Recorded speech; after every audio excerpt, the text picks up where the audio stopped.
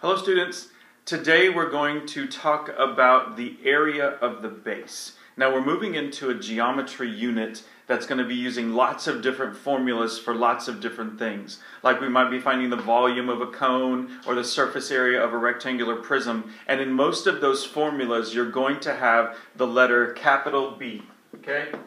Capital B. Capital B is very, very important because capital B stands for four words, and you need to say all four of these words every time we talk about capital B. So when your teacher says, what does capital B stand for, you're going to say these four words. Okay? Make sure you know these four words, because if you say anything other than these four words, it's going to be incorrect. We need these four words for capital B. And these four words are 1, 2, 3, 4, area of the base. Okay? Those four words, area of the base. Because nowadays when they give you the formula, they expect you to know how to find the area of the base. They're not going to give you what that is. You've got to decide what shape is the base and then figure out what the formula is. Okay? So the first part of volume that we're going to be doing is we're going to be finding volume of cones, cylinders, and spheres. Now if you think of a cone, I'll draw one really quickly, and it's got that right there. And you think of a cylinder, and we have this as a cylinder. And you think of a sphere. And that's the best I can do with the sphere. Okay? You think of those three shapes, they all have the same base. Actually, sphere doesn't really have a base, so I'm going to erase it. But the cone and the cylinder all have the same base. And the shape of that base is a what? Circle, exactly. The base is a circle. Okay? So we need to know the area of the base, and in this case, the area of the circle. So what is the formula for area of a circle? Well, good news is that formula is going to be on the formula chart that you can use on all your tests and STAR tests and all that kind of stuff. But let's look at it right now. Because capital B, again, area of the base, for a circle, and I'm going to put circle, is A equals pi r squared. Where A stands for the area, okay? Pi r squared. Pi being a number on your calculator. You can round it to 3.14, but since we have a calculator, we're going to use the pi button on the calculator. And what does r stand for? R is the radius. Okay? You'll remember the radius is half the distance across a circle. Okay? Radius is half the distance across the circle. Now, if we go entirely across the circle, there's a word for that. And that word is, do you remember what it is? Starts with a D, ends in diameter. Oh, yeah, right, diameter. Okay? So diameter is the distance across a circle. Okay? So if I'm given the diameter, you'll remember that to find the radius by just splitting the diameter in half. Divide the diameter by 2, that will give me the radius. But in order to plug it into the formula pi r squared, we have to have the r. Okay? And remember with squared, there's a button on the calculator to do that as well. Okay? So remember that capital B stands for area of the base. And when we deal with cylinders and cones, that shape of the base is a circle. So the formula we're going to use is pi r squared. So now let's look at a couple of circles and let's find the area of those circles. So we'll draw a circle and I'll and we'll say D. That doesn't look like a D. D equals 15. Okay? So I need to find the area of this circle, and we know that area is pi r squared. And I know this is a review for a lot of you, so that's great. Stick with me with the review. A equals pi r squared. So A equals pi, and then I have to figure what r is. If the diameter is 15, then r equals 15 over 2, which equals 7.5. So then 7.5 squared. And so now that's when I would get my calculator, and I would type the pi button on the calculator times 7.5 and then the squared button, and that would give me my answer. I'm going to let you write it down after you use the calculator so that you can solve that for us. Okay? Now let's look at another example. I'll choose a different color. We're going to do this example. Hope that shows up for you. We've got another circle here. And I'm only given the radius of this circle because it starts at the center and goes to the outside. I'm only given the radius. So now I have to find the volume of this, the area of this circle. Again, it's the same formula. A equals pi r squared.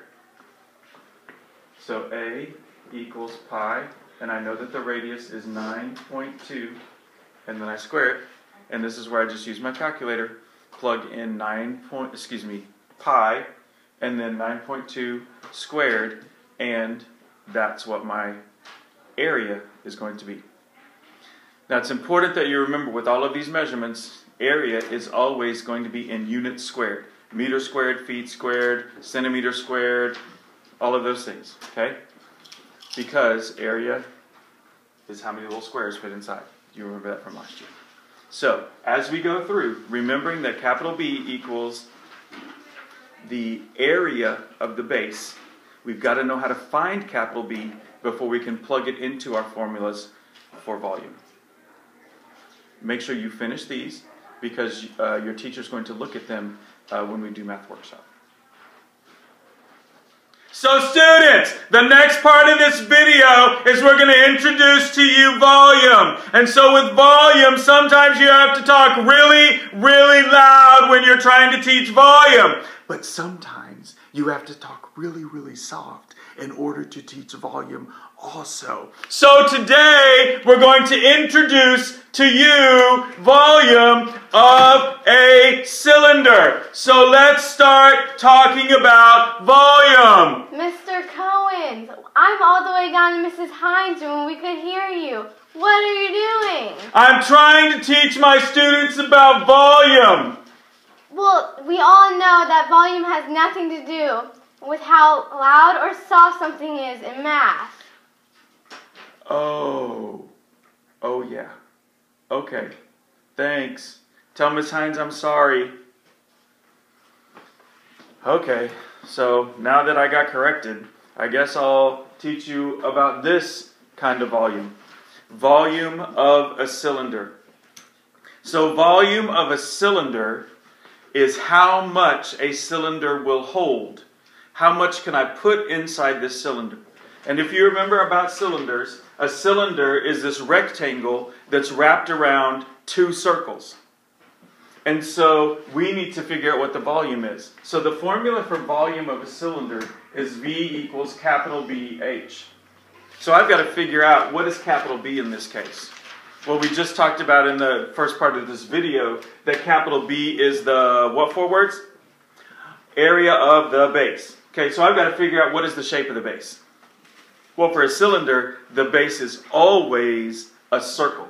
So I'm going to put circle right there just to help me remember. And because B is the area of the base, what is the formula for area of a circle? Right, it's pi r squared. So I'm going to rewrite this as pi r squared and then bring down the h. And h stands for the height of the cylinder. And the height is the distance between the two bases. Okay, so from one cylinder to the other cylinder, from one circle to the other circle is the height. And it's not on here, so I'm going to put it real quick. The height is 15. Okay, so now I need to plug in the numbers to my formula, and that's all we do is use the calculator. So V equals pi. I know that the radius is 3.5 because it goes halfway through the circle. So times 3.5 squared. Now this time I have to multiply by the h, which is the height, and the height of this is 15. So I have pi times 3.5 squared times 15. So you're just going to take your calculator and you're going to hit the pi key on the calculator and then times 3.5, the x squared key for the x squared, and then times 15, and that's going to give you the answer. And I would like for you to round to the nearest hundredth. Okay? Round to the nearest hundredth. So you're going to use your calculator and you're going to find out what answer that is because I'm not going to give it to you. And your teacher's going to check it with Math Workshop. The next example we want to look at could be like a smokestack on the top of some factory, okay? And we want to know what the volume of that smokestack is, how much smoke will fit in there, how many cubic meters of smoke would fit in there. So we need to write, we've got a cylinder, we know it's a cylinder because it's a rectangle wrapped around two circles. So we have volume equals capital B H. And again, there's that capital B. And the reason we put the capital B is because that's what it looks like on your formula chart and all the other things that you will see. So we got to take care of that capital B. Now remember, capital B is what 4 words? Right, area of the base. Okay, so now we got to figure out what shape is the base.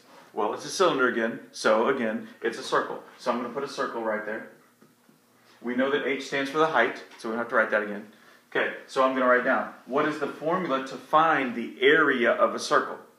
Exactly. It's like I'm repeating myself with a different picture through this whole video. So, pi r squared, and then bring down the H. It's so very important that you understand that capital B is area of the base. Now, the base is not always going to be a circle when we get to surface area, but for volume, it's always going to be a circle when we're talking about volume of cylinders and cones. Cylinders and cones, the area of the base is always going to be the area of a circle. Okay? So then, pi r squared h. So we got V equals pi, and then we know r. Ooh, do we know r? No. Because this has a line all the way across, and it says it's 17. Well, if it's all the way across and it's 17, then I got to find the radius equals 17 over 2. And 17 divided by 2, if you use your calculator or figure that out, is 8.5. Okay, so that my radius is 8.5. So times 8.5 squared times h, which is 180. That's a tall smokestack. So then now I'm going to use my calculator. Again, I'm not going to calculate this for you. I want you to do that because I want you to be able to tell us what that answer is when we get to a math workshop. And make sure you round to the nearest hundredth. Again, round to the hundredths place. Okay? So use your calculator, the pi key times 8.5 squared times 180. And that will give you the volume of the cylinder. And so there's 2 other problems on this page. Just kidding, I'm not going to yell. There's 2 other problems on this page that we want you to do is practice to see how well you can find the volume of some cylinders. So please do those problems immediately after this video, and then we will talk about those in Math Workshop.